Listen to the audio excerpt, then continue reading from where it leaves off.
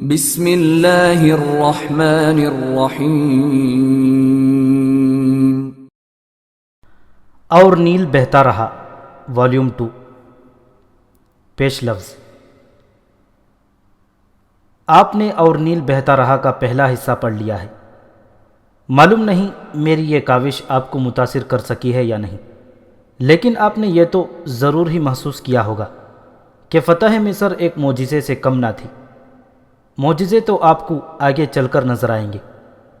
ہر لمحہ گمان ہوتا ہے کہ مجاہدین اسلام یہ قلعہ سر نہیں کر سکیں گے، یا اس میدان جنگ سے مجاہدین کے قدم اکھڑ جائیں گے۔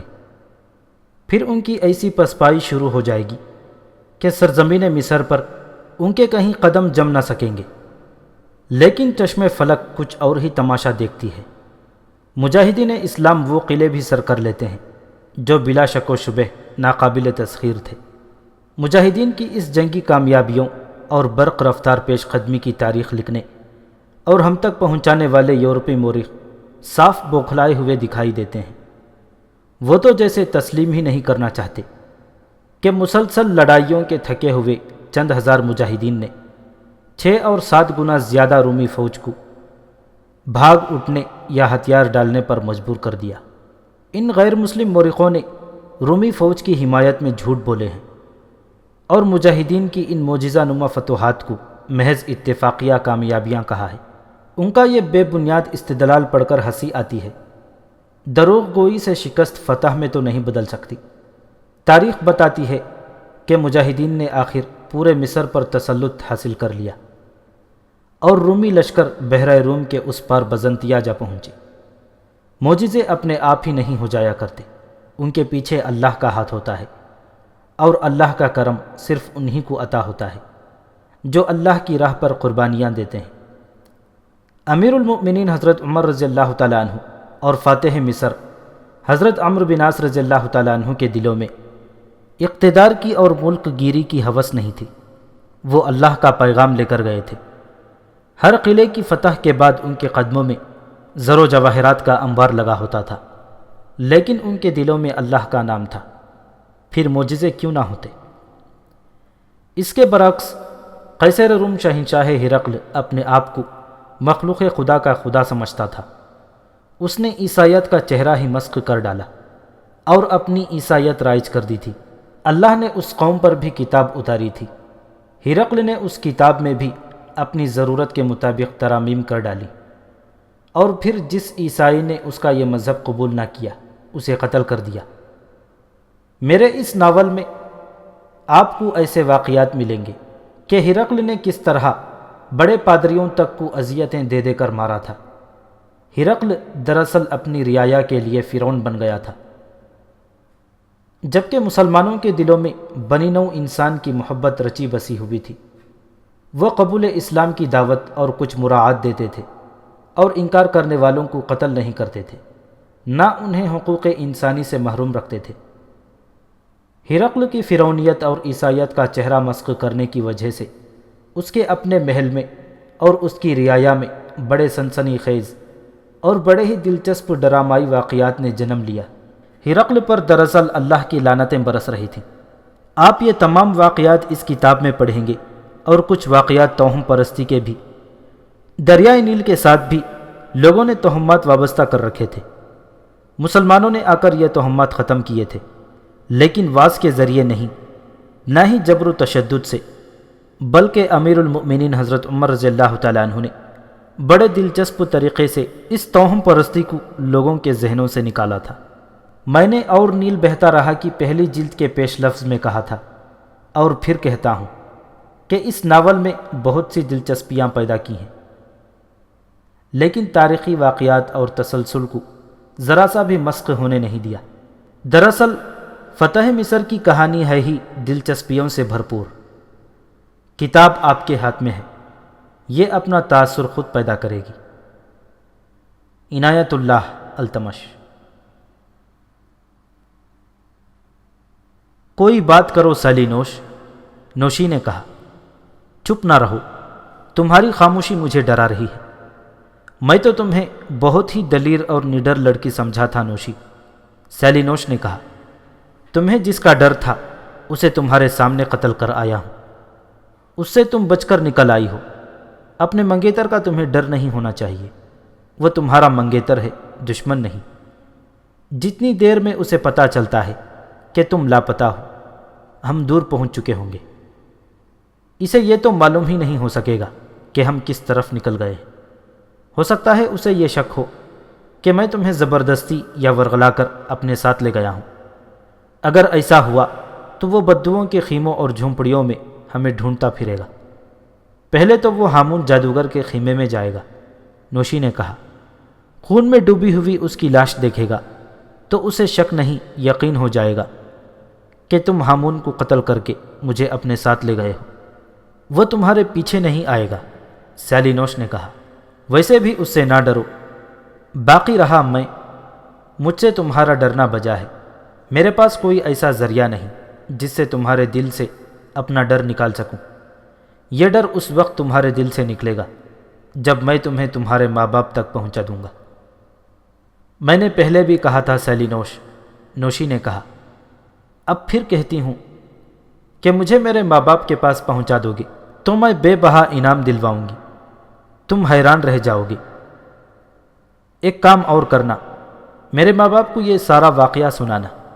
میں نے سنایا تو شاید یقین نہ کریں۔ اس منگیتر کے متعلق بھی بتانا کہ یہ کس نیت کا آدمی ہے اور اس نے اپنی نیت کا اظہار کس طرح کیا تھا۔ یہ تو بتاؤں گا ہی نوشی، سیلینوس نے کہا، لیکن بار بار انعام کا نام نہ لو۔ مجھے کوئی انعام نہیں چاہیے، میں نے اپنا انعام وصول کر لیا ہے۔ اور کیا کہا؟ نوشی نے اس کی بات کاٹتے ہوئے گھبرائے ہوئے لہجے میں پوچھا۔ کیا تمہارا یہ مطلب تو نہیں کہ تم نے مجھے انعام کے طور پر وصول کر لیا ہے؟ کیا تم مجھے میرے ماں باپ کے پاس نہیں لے جا رہے؟ بے وقوف لڑکی، سیلینوس نے کہا، میری پوری بات تو سن لو۔ میں بدو نہیں ہوں نوشی، اور میں عیسائی بھی نہیں۔ پھر کیا ہو؟ مسلمان، سیلینوس نے جواب دیا۔ میں مصری نہیں، عربی ہوں، اور میرا نام سیلینوس نہیں، عباس بن طلحہ ہے۔ تمہارے دل میں مسلمانوں کے خلاف نفرت بھری ہوئی ہے۔ میں جب تمہیں تمہارے ٹھکانے پر پہنچا دوں گا تو بتانا کہ مسلمان کیسے ہوتے ہیں اور ان کا کردار کیا ہے۔ یہ نہ سمجھنا کہ میں ہی ایک اچھا مسلمان ہوں۔ میری جگہ کوئی اور مسلمان ہوتا تو وہ بھی یہی کرتا جو میں نے کیا ہے۔ یہ ہمارے مذہب کا حکم ہے جسے ہم اللہ اور رسول صلی اللہ علیہ وسلم کا حکم سمجھتے ہیں۔ نوشی کی حیرت زدگی کا یہ عالم کہ اس نے گھوڑا روک لیا اور عباس بن طلحہ کو یوں دیکھنے لگی جیسے وہ کسی اور ہی جہان کی مخلوق ہو۔ عباس کچھ آگے نکل گیا تھا۔ اس نے دیکھا کہ نوشی اس کے ساتھ نہیں تو اس نے گھوم کر دیکھا۔ نوشی گھوڑا روک کر اسے دیکھ رہی تھی۔ اس کے چہرے پر حیرت زدگی اور تذبذب کا تاثر تھا۔ عباس کو غالباً یہ توقع تھی کہ نوشی فوراً یقین کر لے گی کہ وہ مسلمان ہے اور مسلمانوں کے متعلق اس کی رائے بدل جائے گی اور بے اختیار کہہ اٹھے گی کہ مسلمان تو بہت ہی اچھے ہوتے ہیں۔ رک کیوں گئی نوشی؟ عباس نے گھوڑا اس کی طرف موڑ کر کہا۔ اس میں حیران ہونے کی کوئی بات تو نہیں ہے کہ میں مسلمان ہوں اور مسلمان بہت ہی اچھے لوگ ہوا کرتے ہیں۔ نوشی کا رد عمل کچھ اور ہی تھا۔ اس نے اپنے گھوڑے کی لگام اس طرح کھینچ رکھی تھی کہ گھوڑا آہستہ آہستہ الٹے قدم چل رہا تھا اور نوشی اس طرح دائیں بائیں دیکھ رہی تھی جیسے بھاگ جانا چاہتی ہو۔ عباس اس سے ابھی کچھ دور ہی تھا کہ نوشی نے گھوڑا ایک طرف موڑ لیا۔ اب تو کوئی شک نہیں رہ گیا تھا کہ نوشی بھاگ نکلنے کا ارادہ کر چکی ہے۔ عباس نے اپنے گھوڑے کو چھیڑا اور تیزی سے گھوڑا نوشی کے گھوڑے کے آگے کر دیا۔ نوشی کا چہرہ غصے سے تمتما اٹھا۔ اس نے باغ کو زور سے ایک طرف جھٹکا دے کر گھوڑے کو ہلکی سی ایڑ لگائی۔ میرے راستے سے ہٹ جا عرب کے بدو، نوشی نے دانت پیس کر کہا، میں تیرے ساتھ نہیں جاؤں گی۔ ہوش میں آؤ نوشی، عباس نے کہا، کیا سمجھ بیٹھی ہو تم؟ دور رہ فریب کار۔ نوشی نے تلوار نیام سے نکال لی اور للکار کر بولی، تیرا خیال ہوگا کہ یہ شاہی خاندان کی شہزادی ہے اور شوقیہ تلوار اٹھائے پھرتی ہے۔ تلوار نکالو، پہلے مجھے قتل کرو، پھر میری لاش کے ساتھ کھیلتے رہنا، لیکن مجھے آسانی سے قتل نہیں کر سکو گے۔ میں تمہیں دھوکہ نہیں دے رہا نوشی، میں تیرے دھوکے میں آؤں گی ہی نہیں، نوشی نے کہا۔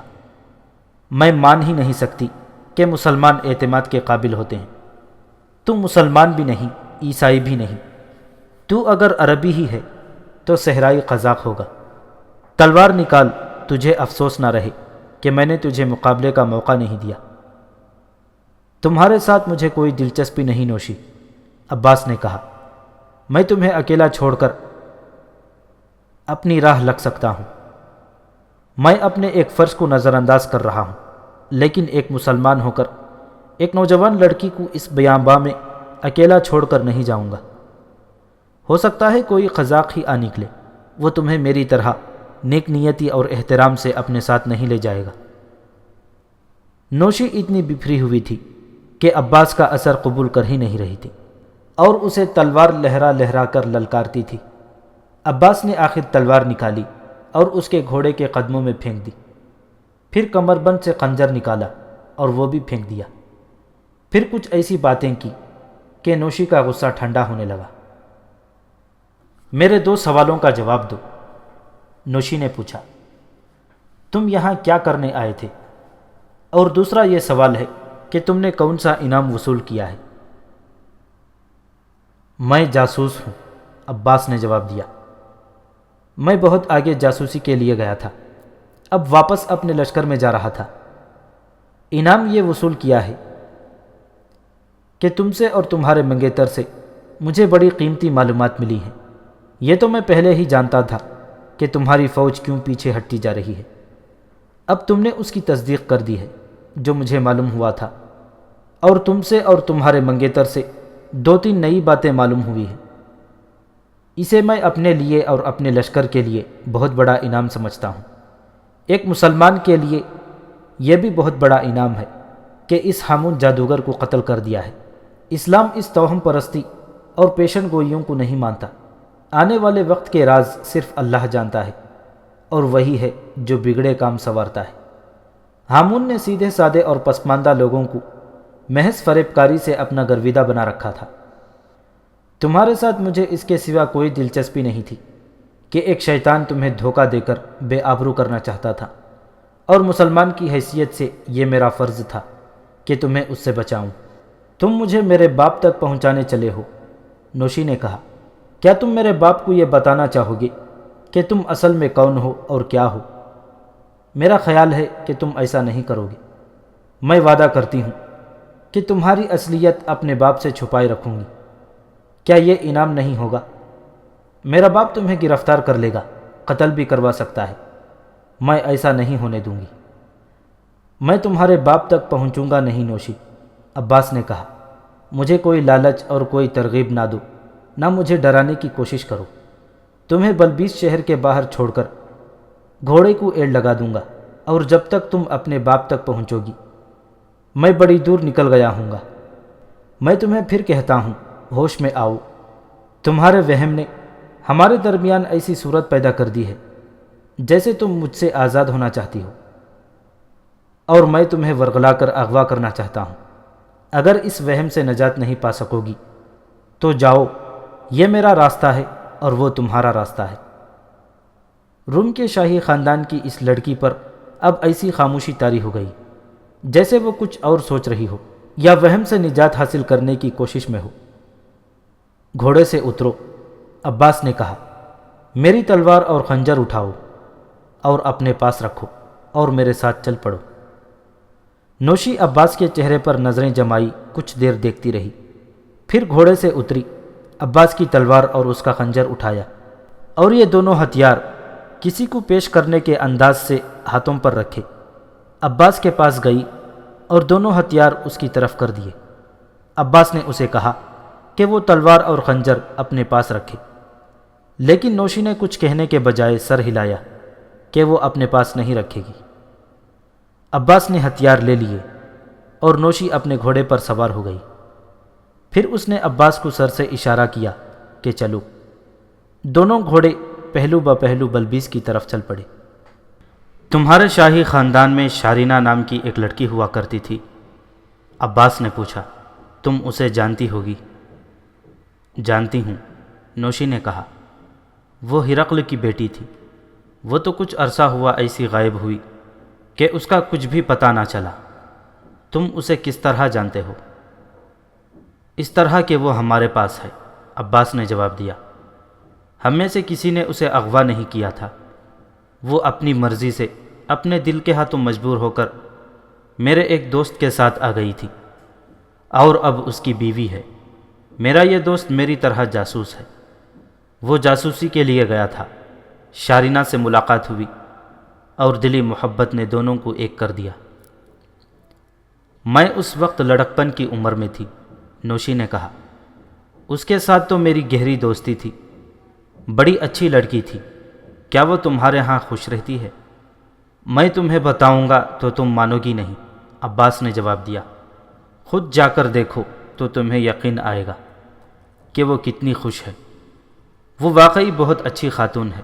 میں اتنا ہی کہوں گا کہ وہ تو بھول ہی گئی ہے کہ روم کے بادشاہ کی لڑکی ہے۔ ہمارے ہاں فضا ہی کچھ ایسی ہے اور ماحول ایسا جس میں کوئی دھوکہ اور فریب نہیں، محبت اور خلوص ہے۔ کچھ دور تک شارینہ کی باتیں ہوتی رہیں اور نوشی بڑی دلچسپی سے پوچھتی رہی کہ مسلمانوں کے ہاں عورت کے لیے معاشرتی اور دیگر حالات کیسے ہیں۔ عباس اسے بتاتا گیا۔ معلوم نہیں دل میں یہ بات کیوں آتی ہے، نوشی نے کچھ دیر خاموش رہ کر کہا۔ کچھ ایسی خواہش ابھر رہی ہے کہ تمہارے ساتھ ہی چلی چلوں۔ کچھ ایسا لگتا ہے جیسے تم سے جدا ہو کر مجھے دلی افسوس ہوگا۔ اس بدبخت منگیتر نے میرا دل مسل ڈالا ہے اور میں کچھ اور ہی سوچنے پر مجبور ہو گئی ہوں۔ یہ بات بھی دل میں کھٹکنے لگی ہے کہ میرے شاہی خاندان میں عزت، غیرت اور حمیت ختم ہوتی جا رہی ہے۔ شاہی خاندان میں بدکاری ایک جائز رواج کی طرح چلتی ہے۔ مجھے تم نے دیکھ لیا ہے کہ اپنی عصمت کی خاطر اس بدو جادوگر کو تمہارے ہاتھوں مروا دیا اور اب تمہارے مقابلے میں تلوار نکال لی تھی۔ میں نے تمہارے متعلق ایسی کوئی بات سوچی ہی نہیں، عباس نے کہا، اور میں ایسی بات سوچوں گا بھی نہیں۔ تم جو سوچنا چاہتی ہو سوچتی رہو، میں اپنے فرض کی ادائیگی میں کوتاہی نہیں کروں گا۔ ایک سوچ اور آتی ہے، نوشی نے کہا۔ تمہارے ساتھ تو چلی چلوں، لیکن معلوم نہیں تمہارا خاندان کیسا ہے۔ میرا مطلب یہ ہے کہ میں تمہارا مطلب جان گیا ہوں، عباس نے اس کی بات کاٹتے ہوئے کہا۔ تم یہ معلوم کرنا چاہتی ہو کہ میں بھی تمہاری طرح شاہی خاندان کا فرد ہوں، یا میرے خاندان کی حیثیت کیا ہے؟ اگر میں کہہ دوں کہ میں بہت ہی امیر کبیر خاندان کا فرد ہوں تو تم میرے ساتھ چل پڑو گی، ورنہ نہیں۔ نوشی ہنس پڑی۔ اس کی ہنسی کا مطلب یہی ہو سکتا تھا کہ عباس بن طلحہ ٹھیک سمجھا۔ تم سن کر شاید حیران ہوگی نوشی، عباس نے کہا۔ اسلام میں کوئی شاہی خاندان نہیں ہوتا۔ ہم جنہیں اپنا حکمران بناتے ہیں وہ بھی شاہی خاندان کے نہیں ہوتے۔ ہم سب ایک ہیں اور سب کے حقوق اور سب کی حیثیت مساوی ہیں۔ اگر ہمارے خلیفہ ہمارے لشکر میں آ جائیں تو تم مانو گی ہی نہیں کہ یہ شخص ایک فاتح قوم کا سب سے بڑا سردار ہے۔ تم کہو گی کہ یہ تو بالکل عام سا آدمی ہے۔ اسلام میں بادشاہ اور رعایا کا کوئی تصور نہیں۔ بنی نوع انسان کی محبت اور ہمدردی ہمارا ایمان ہے۔ میں نے تمہیں اس لیے اس شیطان سے نہیں بچایا کہ تم بڑی خوبصورت اور شاہی خاندان کی لڑکی ہو، بلکہ اس لیے کہ تم مجبور اور بے سہارا لڑکی ہو اور جذبات میں آ کر غلط اور پرخطر راستے پر چل نکلی تھی۔ تو کیا مسلمانوں کے متعلق جو کچھ سنتی رہی ہوں وہ غلط ہے؟ نوشی نے کہا۔ میں نے سنا ہے کہ مسلمان لٹیرے اور وحشی لوگ ہیں۔ مجھ سے نہ پوچھو، عباس نے کہا۔ ہم نے مصر کے 2 بڑے شہر عریش اور فرما فتح کیے ہیں۔ ان کے درمیان اور ارد گرد بے شمار گاؤں ہیں۔ وہاں جا کر عیسائیوں سے پوچھنا کہ فاتح مسلمانوں نے ان کے ساتھ کیا سلوک روا رکھا ہے۔ تمہیں اپنے سوال کا جواب مل جائے گا۔ میں شاہی خاندان کا ہی فرد ہوں، اور تم میرے ساتھ شادی کرنا چاہتی ہو تو میں بھی تمہیں اپنے ساتھ نہیں لے جاؤں گا، کیونکہ تم میرے ہاتھ میں ایک امانت ہو، اپنے ماں باپ کی امانت۔ میرے مذہب کا حکم ہے کہ امانت ان تک پہنچاؤ جن کی ملکیت ہے۔ ٹھہرو، عباس نے گھوڑے کی باگ کھینچ کر کہا، گھوڑے کے ٹاپ سن رہی ہو؟ نوشی نے بھی اپنے گھوڑے کی باگ کھینچی اور کان کھڑے کیے۔ دوڑتے گھوڑے کے ٹاپ بڑی ہی دور کی آواز کی طرح سنائی دے رہے تھے۔ وہ گھڑ سوار کوئی بھی ہو سکتا تھا، لیکن ان دونوں کو خطرہ یہ محسوس ہو رہا تھا کہ نوشی کے منگیتر کو جب پتہ چلے گا کہ نوشی اور سالی نوش غائب ہیں تو وہ ان کے تعاقب میں ضرور آئے گا۔ یہ گھڑ سوار نوشی کا منگیتر ہو سکتا تھا اور وہ کوئی بدو بھی ہو سکتا تھا۔ کسی نے دیکھ لیا ہوگا کہ ہامون مرا پڑا ہے اور سالی نوش نوشی کے ساتھ لاپتہ ہے۔ قتل کا شک بلکہ یقین انہی پر ہو سکتا تھا، لہٰذا کوئی بدو ان کے تعاقب میں آ رہا ہوگا۔ گھوڑے کے ٹاپ اب واضح ہو گئے تھے اور لگتا تھا جیسے گھوڑا انہی کی طرف آ رہا ہے۔ وہ دونوں مڑ مڑ کر دیکھتے چلتے ہی گئے۔ گھوڑا خاصی دیر دوڑتا آ رہا تھا۔ ان دونوں کی رفتار معمولی تھی۔ پورا چاند اوپر آ گیا تھا اور جنگل کی چاندنی پہلے سے زیادہ شفاف ہو گئی تھی۔ اب جو انہوں نے پیچھے دیکھا تو انہیں گھوڑا نظر آنے لگا۔ وہ رک گئے۔ وہ گھڑ سوار کوئی عام مسافر ہوتا تو معمول کی چال چلتا، لیکن وہ سرپٹ گھوڑا دوڑاتا آ رہا تھا اور دیکھتے ہی دیکھتے بالکل قریب آ گیا۔ نوشی، گھوڑ سوار نے للکار کر کہا، اتنی آسانی سے نہیں جا سکو گی۔ تلوار نکال لے او بدو، پھر نہ کہنا کہ میں نے تجھے مقابلے کی مہلت نہیں دی۔ وہ نوشی کا منگیتر ہی تھا۔ وہ تلوار لہراتا آ رہا تھا۔ اس نے گھوڑا روکا اور عباس کو للکار کر گھوڑا عباس اور نوشی کے ارد گرد آہستہ آہستہ دوڑانے لگا۔ میں تجھے موقع دیتا ہوں اے رومی، عباس بن طلحہ نے کہا۔ میں اس لڑکی کو اپنے ساتھ نہیں لے جا رہا، اسے اس کے ماں باپ کے پاس لے جا رہا ہوں۔ جھوٹے بدو، منگیتر نے کہا، میں جانتا ہوں تو اسے کہاں لے جا رہا ہے۔ نوشی نے عباس سے کہا کہ وہ تلوار نکال لے اور اس کے ساتھ کوئی بات نہ کرے۔ نوشی نے اپنی تلوار نکال لی تھی۔ منگیتر نے کچھ ایسی نارواں باتیں کہہ دیں کہ عباس کو تلوار نکالنی ہی پڑی، ورنہ عباس کی کوشش یہ تھی کہ لڑنے تک نوبت نہ آئے، مگر منگیتر غصے سے باولا ہوا جا رہا تھا اور بڑھ بڑھ کر تلوار عباس کے آگے لہراتا تھا۔ آخر عباس اور نوشی کے منگیتر میں تیغ زنی شروع ہو گئی۔ دونوں اپنے گھوڑوں کو گھما پھرا کر اور پینترے بدل بدل کر ایک دوسرے پر وار کر رہے تھے، وار روک بھی رہے تھے۔ دونوں ماہر تیغ زن تھے، تلواریں ٹکراتیں اور جسموں سے دور رہتی تھیں۔ نوشی بھی تلوار لہرا کر منگیتر پر حملہ آور ہوئی، لیکن عباس نے اسے ڈانٹ کر پیچھے کر دیا اور کہا کہ ایک کے مقابلے میں دو تلواروں کا آنا بزدلی ہے۔ اس کی لڑائی تیز اور تیز تر ہوتی چلی گئی۔ نوشی اس قدر غصے میں بھپری ہوئی تھی کہ وہ اس لڑائی سے الگ نہ رہ سکی، بار بار درمیان میں آتی تھی، لیکن دو مردوں کی لڑائی میں اس کی دخل اندازی کامیاب نہیں ہوتی تھی۔ عباس بار بار اسے پیچھے رہنے کو کہتا۔ آنے دے آگے اسے، منگیتر نے غضبناک آواز میں کہا، اسے میری ہی تلوار سے مرنا ہے، تم دونوں زندہ نہیں جا سکو گے۔ تم پیچھے ہٹ جاؤ عباس، نوشی نے کہا، یہ میرے ہاتھوں مرنا چاہتا ہے۔ پیچھے رہو نوشی، عباس نے گرج کر کہا، میں اسے زندہ رکھنا چاہتا ہوں۔ منگیتر گھوڑا ایک طرف لے گیا اور ان دونوں کے ارد گرد دوڑانے لگا۔ کیا نام لیا ہے اس کا؟ منگیتر نے پوچھا۔ عباس بن طلحہ، عباس نے کہا، میرا نام سالی نوش نہیں، میں مسلمان ہوں۔ منگیتر نے مذاق اڑاتے ہوئے کہا، میری تلوار مسلمانوں کے خون کی پیاسی ہے۔ اب منگیتر قہر اور غضب سے عباس پر حملہ آور ہوا، لیکن عباس کی تلوار منگیتر کے پہلو میں اتر گئی۔ عباس نے تلوار کھینچ کر اس کی گردن پر ایسا وار کیا کہ آدھی گردن کاٹ دی۔ منگیتر گھوڑے سے ایک طرف گر پڑا۔ چلو نوشی، عباس نے کہا، میں نے اسے زندہ رہنے کا موقع دیا تھا، لیکن اسے اسی انجام کو پہنچنا تھا۔ نوشی کی طرف سے عباس کو کوئی جواب نہ ملا، جیسے نوشی وہاں تھی ہی نہیں۔ عباس نے ادھر دیکھا جدھر نوشی کو ہونا چاہیے تھا، لیکن ادھر نوشی کا گھوڑا کھڑا تھا اور نوشی گھوڑے کی پیٹھ پر نہیں تھی۔ عباس کو نوشی زمین پر گری نظر آئی۔ عباس کود کر گھوڑے سے اترا اور نوشی تک پہنچا۔ نوشی کے کپڑے خون سے لال ہو گئے تھے۔ عباس نوشی کے پاس بیٹھ گیا اور پوچھا کہ یہ کیا ہوا ہے۔ نوشی درد سے کراہتی اتنا ہی کہہ سکی کہ بدبخت، مرتے مرتے تلوار میرے سینے میں اتر گیا ہے۔ یہ نوشی کے آخری الفاظ تھے اور اس کا سر ایک طرف ڈھلک گیا۔ عباس کو پتہ ہی نہ چل سکا کہ نوشی کے اس منگیتر نے کس وقت اور کس طرح تلوار ماری تھی۔ اسی لیے عباس بار بار نوشی سے کہتا تھا کہ وہ دور رہے۔ نوشی کسی وقت اتنی قریب آ گئی تھی کہ اس کا منگیتر اس پر وار کر گیا۔ عباس بن طلحہ نے دونوں کی لاشیں وہیں چھوڑیں، ان کے گھوڑوں کی باگیں اپنے گھوڑے کے پیچھے باندھیں اور چل پڑا۔ وہ اتنی اچھی نسل کے گھوڑے چھوڑنا نہیں چاہتا تھا۔ اسے ذرا سا بھی افسوس نہ ہوا کہ اتنی خوبصورت لڑکی ماری گئی ہے۔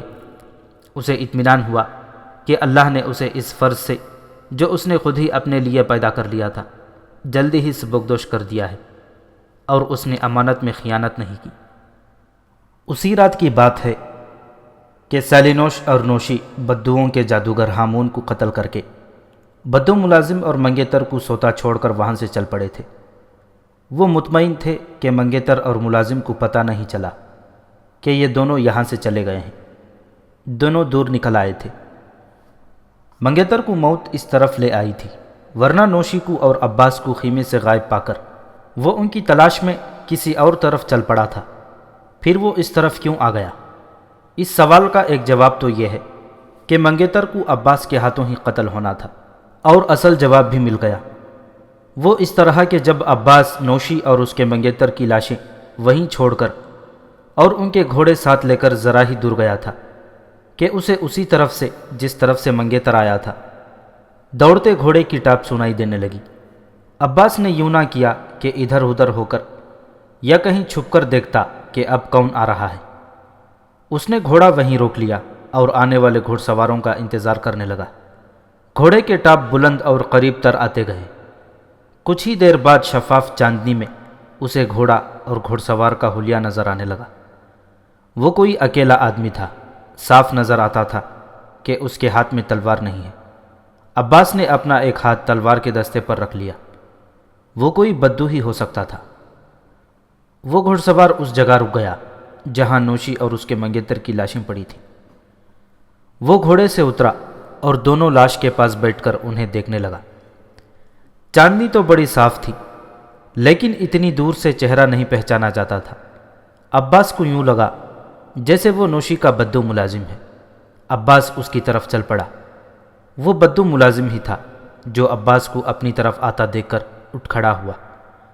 عباس گھوڑے سے اترا اور اس کے پاس چلا گیا۔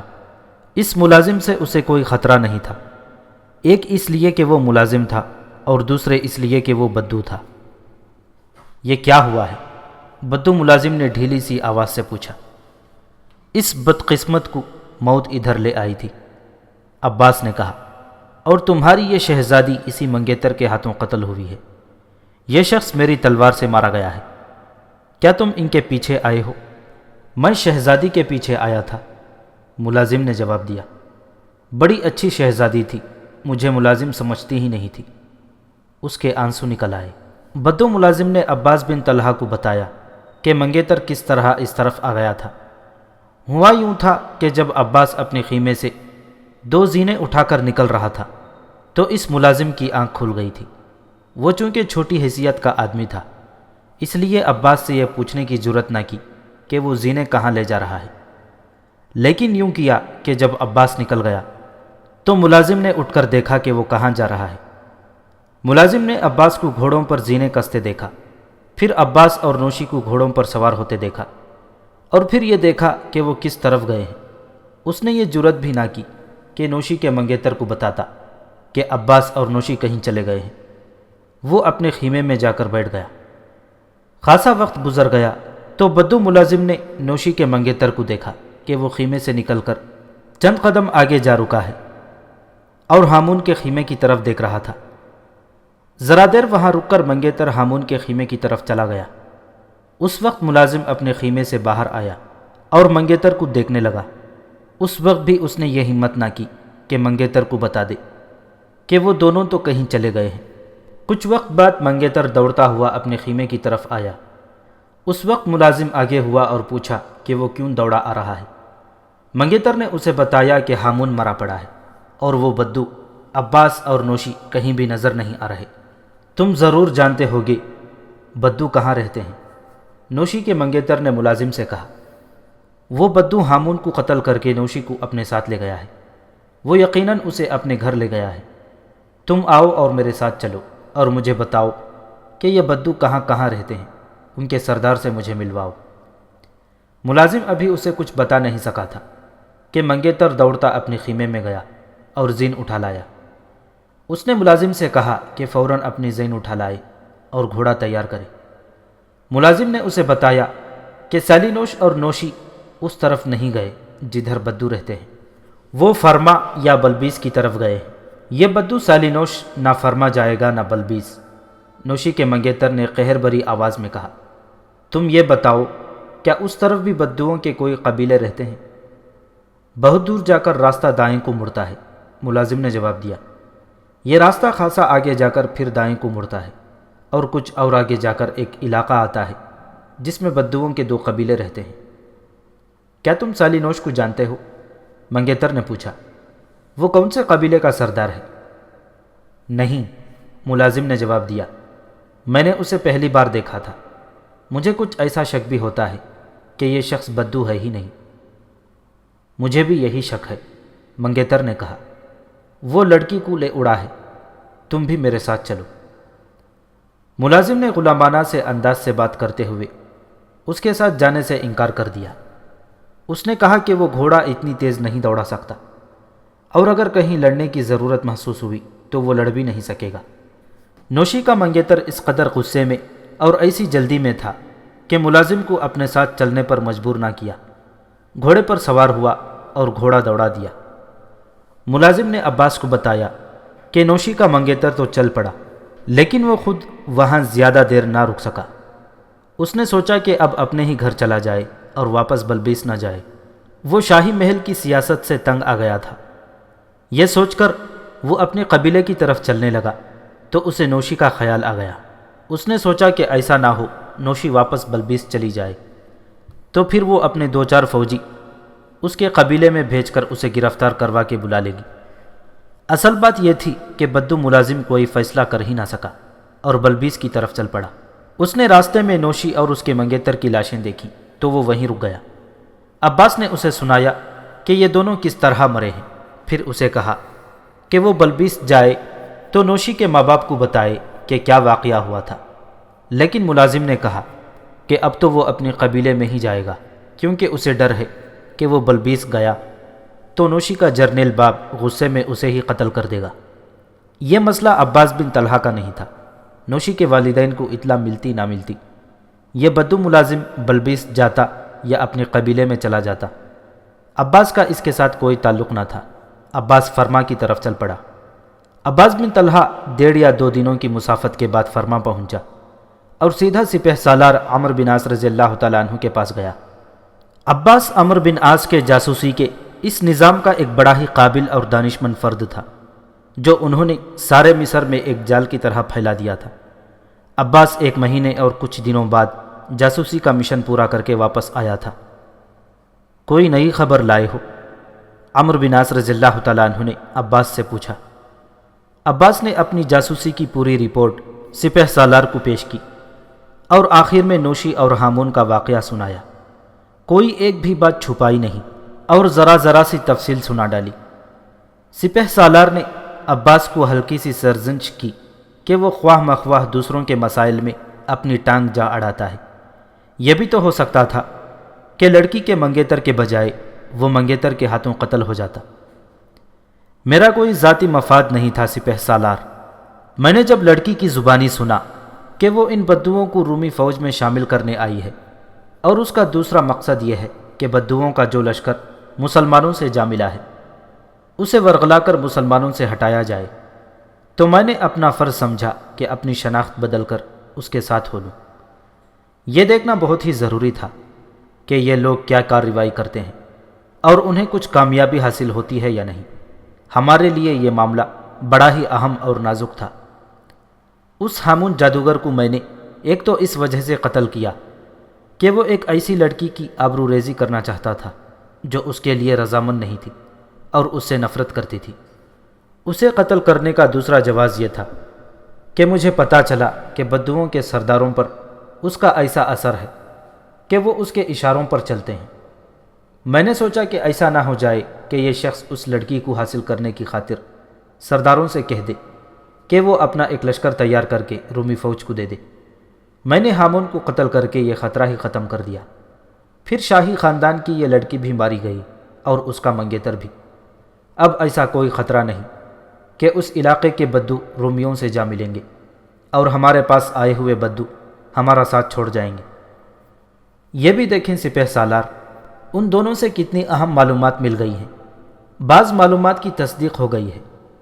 اس میں کوئی شک نہیں رہا کہ مقوقس اور اطربون آپس میں متفق نہیں، وہ مصر کا دفاع کس طرح کریں۔ مقوقس محتاط رویہ اختیار کرنا چاہتا ہے اور اطربون لڑنے کے حق میں ہے۔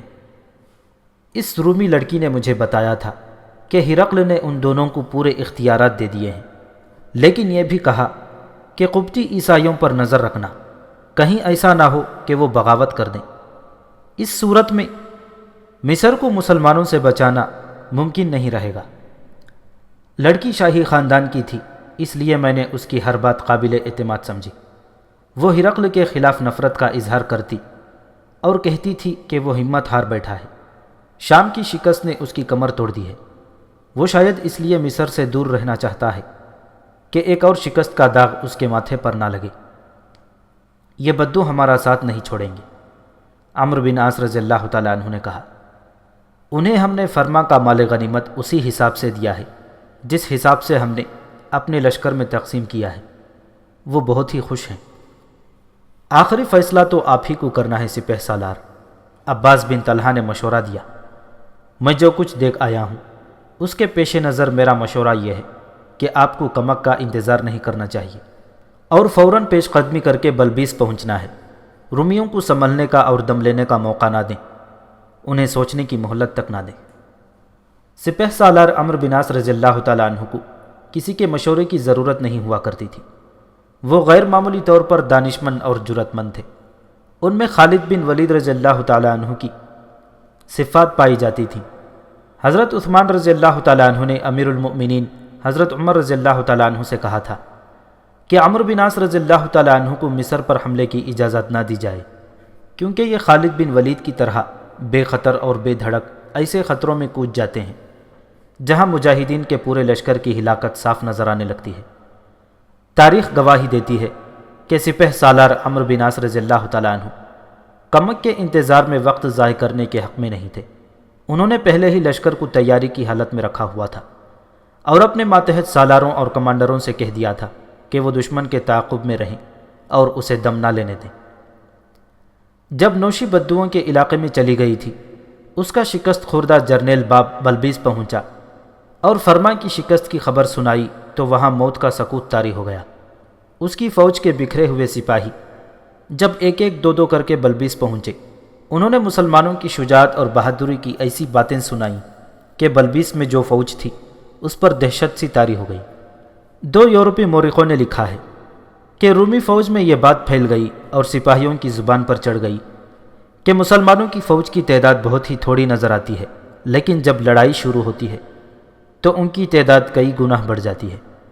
اس سے یہ تاثر پیدا ہوا کہ مسلمانوں میں کوئی پراسرار اور غیبی طاقت ہے، ورنہ انسان اس طرح نہیں لڑ سکتے۔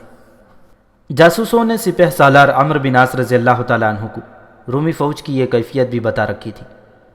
یہ اس جذبہ جہاد کا کرشمہ تھا جس سے مجاہدین سرشار تھے اور انہوں نے اپنا تعلق براہ راست اللہ کے ساتھ جوڑ رکھا تھا۔